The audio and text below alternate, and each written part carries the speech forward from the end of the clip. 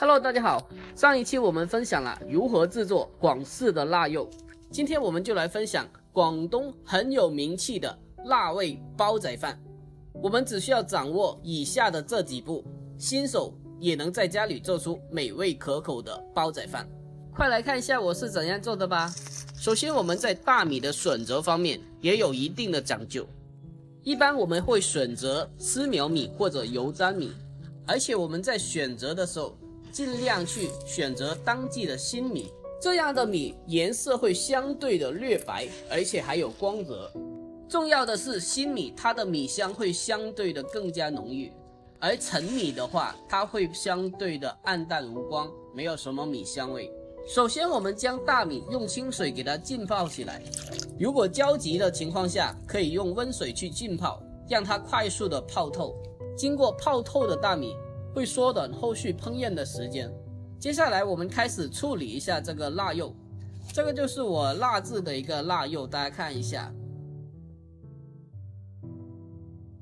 做这个煲仔饭我们准备一些腊肉还有腊肠。接下来我们起锅烧一锅水，好了，等到水开之后把火关掉，然后把这个腊肉腊肠都给它放下来，给它泡一下，大概是1-2分钟，给它泡软。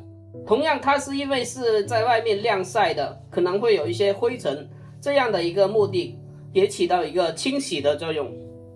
把它关火之后给它泡1-2分钟就可以了。好了，这时候就可以把它夹起来了。接下来我们把这个腊肉给它斜刀切成薄片，斜刀的话因为是横截面太小了，斜刀切起来大片一点点，将它改刀切成大概2-3毫米的薄片就可以了。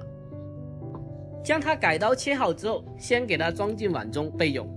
这个腊肠呀，同样给它斜刀切成薄片。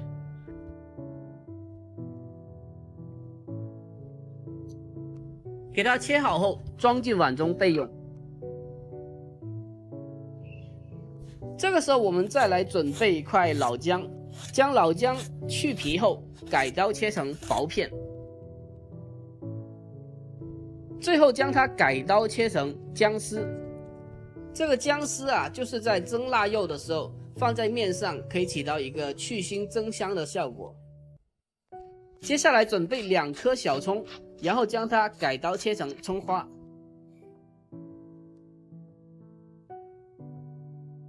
这个煲仔饭啊，有饭有肉，那就再来一点青菜点缀一下。我这个是小颗的上海青，给它清洗干净后修切一下，装进碗中备用。这个时候我们的大米已经泡了将近1个小时了，可以看得到它已经是泛白了，基本是泡透的了。这个时候将大米给它淘洗2遍，淘洗2遍就可以了，千万不要淘洗太久。另外在淘洗大米的过程中，千万不要去搓大米，不然大米的营养物质都流失掉了。好了，接下来我们准备一个砂锅，砂锅的话在我们广东也叫做煲仔。再用猪油给它扫遍锅底，让这个砂锅在猪油的保护下，让煮出来的饭焦不那么容易糊底。这个时候就可以将刚刚泡好的大米给它倒进来，米和水的分量大概在1:1.4左右，不过具体要看具体是哪一种米，因为每一种米它的吃水量是不同的。另外如果大米泡透了和没有泡过水的水量都是不一样的。加水后，这时候就可以把盖子盖上了，然后开火，用大火将它煮制。等到它煮开之后，然后立刻的给它转为小火，用小火将米饭煮至8成熟，这一过程大概是5分钟。这时候已经过了大概5分钟了，打开盖子，可以看得到米饭基本是8成熟左右了。然后这时候就可以把我们的食材腊肉腊肠给它加进去。家里要是有条件的话，可以再加一个鸡蛋进来。接下来我们把盖子盖上，继续的小火煮制。接下来沿着锅边来上些许的花生油，让这个花生油沿着锅边给它渗透下去，这样的目的可以促进饭焦，也就是锅巴的形成。这时候把砂锅倾斜一点，小火慢慢的给它煮。倾斜的作用可以让火接触到侧边，这样的话可以让四周都形成锅巴。这个时候呢，我们已经闻到非常香的味道了。因为这个腊肉啊，它的油脂在密封的环境里已经慢慢的逼出来了，给它渗透到每一颗米饭里面了。这时候时间差不多了，可以闻得到锅巴噼里啪啦的响，散发出来的香味实在是太香了。吉时已到，这时候打开盖子，然后淋入我们刚刚调好的酱油，这样饭不会太干，而且非常的香。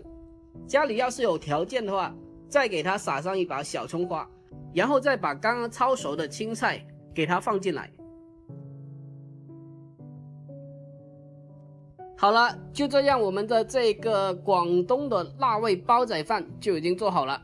一出锅，满屋子都是这个煲仔饭的香味。接下来开吃啦，用勺子先给它拌一下，让里面的酱油充分的融合到米饭里面。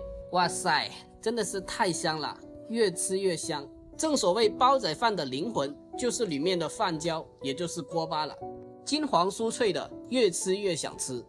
好了，本期的视频就分享到这里，我们下期再见。